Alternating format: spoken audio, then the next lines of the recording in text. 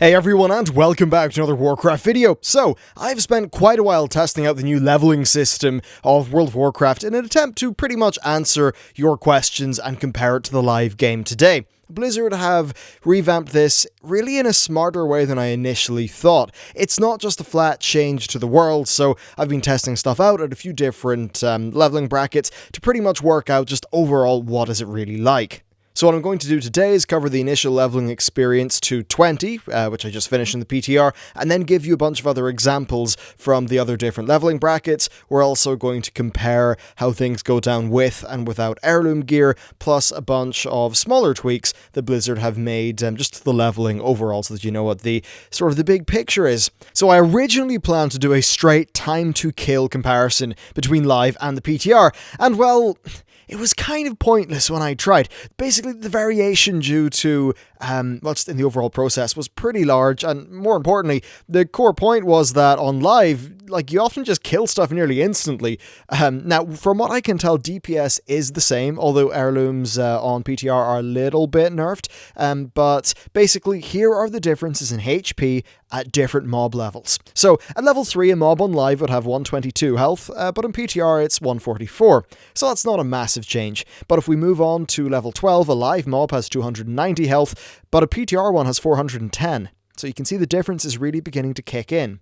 Then at level 21, I tested mobs that were at level 19, 20, and 21, both on live and PTR. Now on live, you had 533, 547, and 593 health, respectively. Then in PTR, that soared to 1209, 1270, and 1288. That's over double. Okay, then at level 25, a live mob had 788 health, but on PTR that went up to 1755, again, really big. A level 26 mob was 804 on live, 996 in PTR, then level 33 mob was 918 health on live, but 3062 on PTR, and then when we hop over to level 63 character on a 64 mob, 3.2k health on live, and 12,000 on PTR. Now, to best explain these changes and how they actually feel to play, I'm just going to hop over to my experiences leveling up these characters in the different level brackets that I covered here on the PTR, because I think that gives you a really good idea of the difference in how it really feels as a game.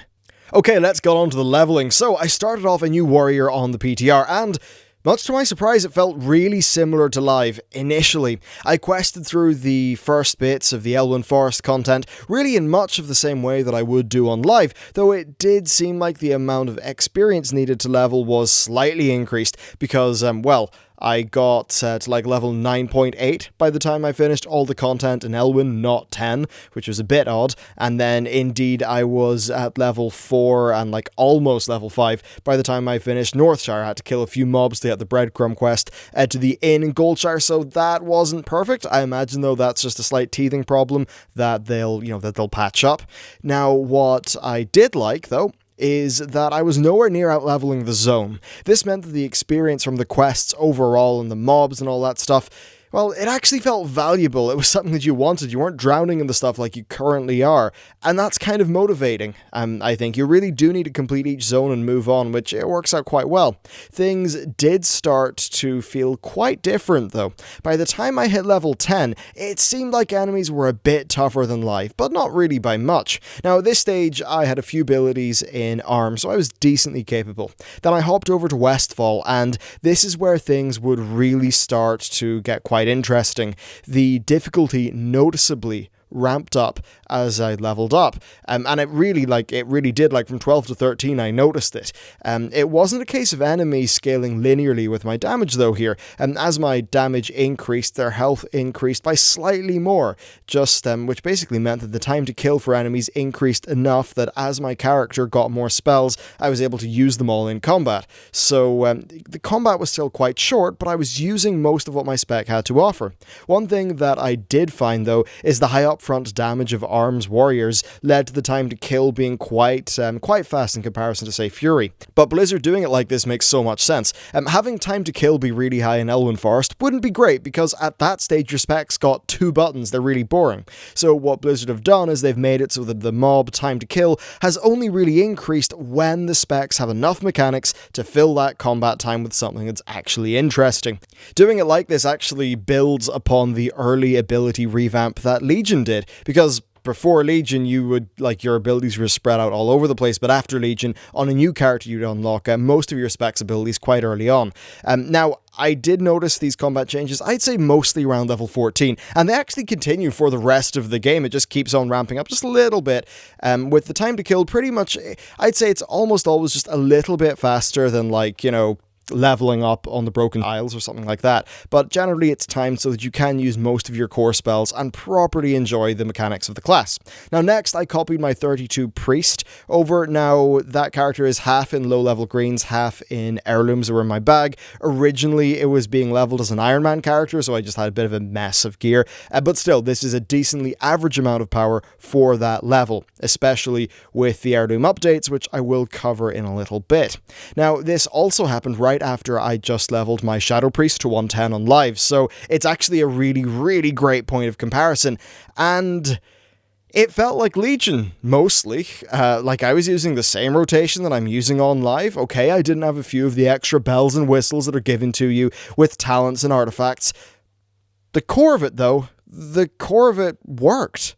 And then the next thing that I did is I headed over to check out the level 63 situation. I went to Howling Fjord, started questing through that, and again, to my surprise, the time to kill was, it was still a little bit lower than Legion, but it was very, very close. You fully fought enemies on the Marksmanship Hunter.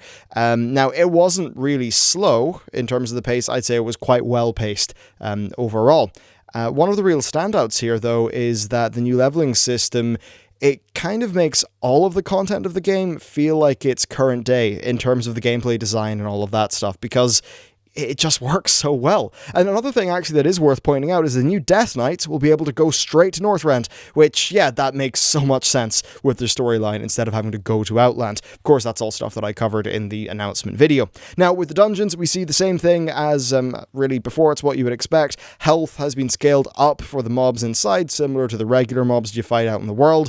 The gear item level drops that you get are based on your character's current level, and honestly it operates just like Legion dungeons do when you're leveling up in the Legion content.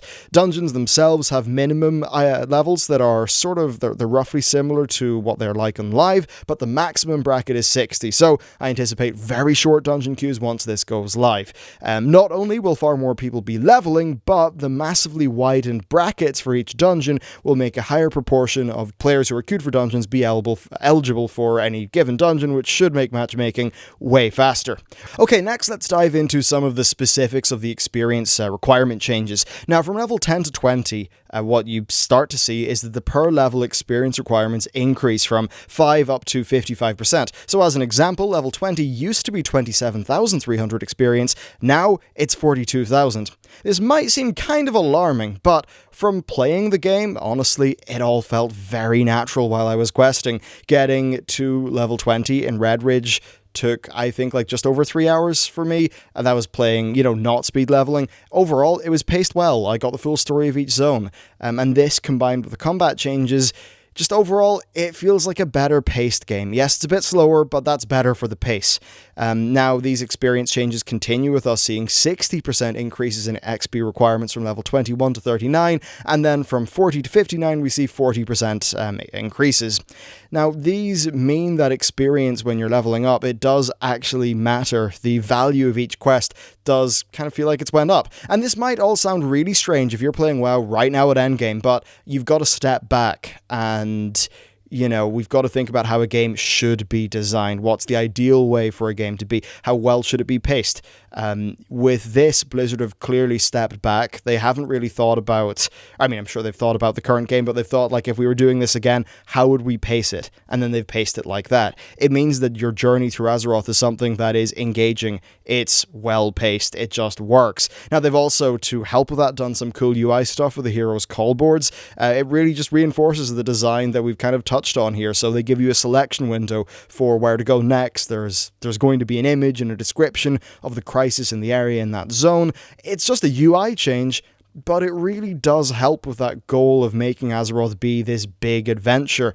If you hit level 35, you could see a call to action for Darkshore. That story in Darkshore is still relevant, even though in live, of course, it wouldn't be the right level bracket. So if you don't feel like going to Badlands again, hell, go to Darkshore. It'll just work. Bar your initial leveling zones from 1 to 10, the threats of zones are mostly divorced from the idea of there being levels. Now, you do still have progression, so places always pretty much have a max level of 60, but they've got varying minimum levels, which does give you a sense of progression, through increasingly sort of more dangerous zones.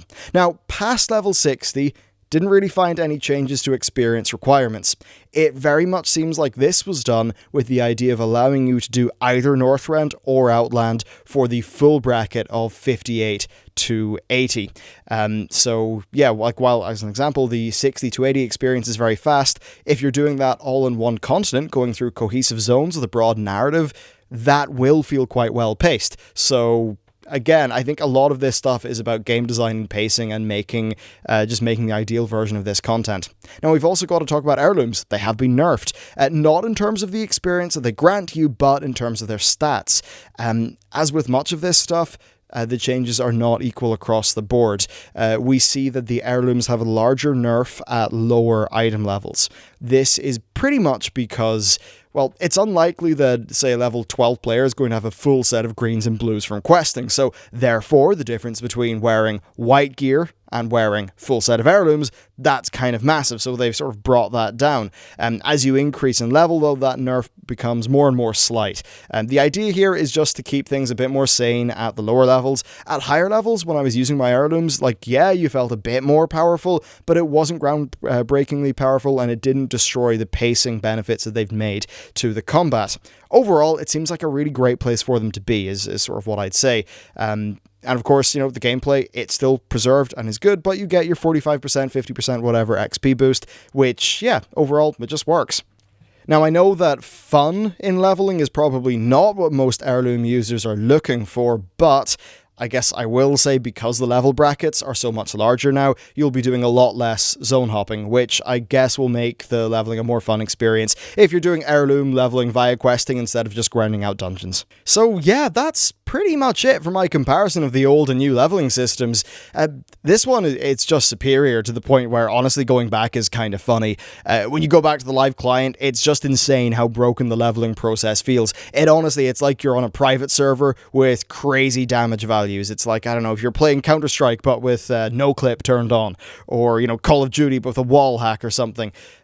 It's so much worse in comparison in terms of how it is as a video game, and that's what it should be doing first, instead of, being easy to level in. It's weird, there's always this tug of war with World of Warcraft between good game design and what players want in a sort of a weird way, because World of Warcraft is so very goal driven that a lot of people would say, I will have 4 hours that are mind-numbingly boring instead of having 6 hours of sort of fun quality stuff, or 7 hours of fun quality stuff. It's just weird the way that MMOs kind of impact the way you think about getting through a game. But gameplay aside, then also just the restructuring of the leveling flow to be more freeform is great. I think new players will be able to, they'll sort of pick, what areas and stories interest them the most based on that sort of new UI for the Heroes Call boards. And indeed, I think the traveling here could really help spark an interest in the world, which is a really good thing. I'm sure we all remember way back in the day, the trip from the Night Elf starting zone all the way down to the human one, or maybe the dwarf one, and the many, many deaths you'd get in the wetlands while you were trying to make that journey. Journeys like this for a new player, they're memorable. You get to sort of, walk around the world, right? It feels like a world. And I think it's a good thing that could actually happen more for new players. Overall, I think this is just a humongous win for new players especially, but also it's a big win for the current players. The gameplay is satisfying enough to make it so that leveling a new allied race will, it'll work and it will be fun. If you're leveling that character purely to get it to endgame, okay, maybe this isn't a big win for you, but I suppose, does that even matter as much if the actual process of leveling is now fun, whereas previously it wasn't? Yeah, tricky one, but there you go. That is pretty much the comparison, my thoughts on this versus live after playing a whole bunch of it today and yesterday. Overall, as you can probably tell, I think this is just a brilliant thing for the game. So yeah, let me know what your thoughts are, especially if you've tried it out on the PTR. I'm keen to hear what everyone's got to say about this. Thanks for watching, and I'll see you next time.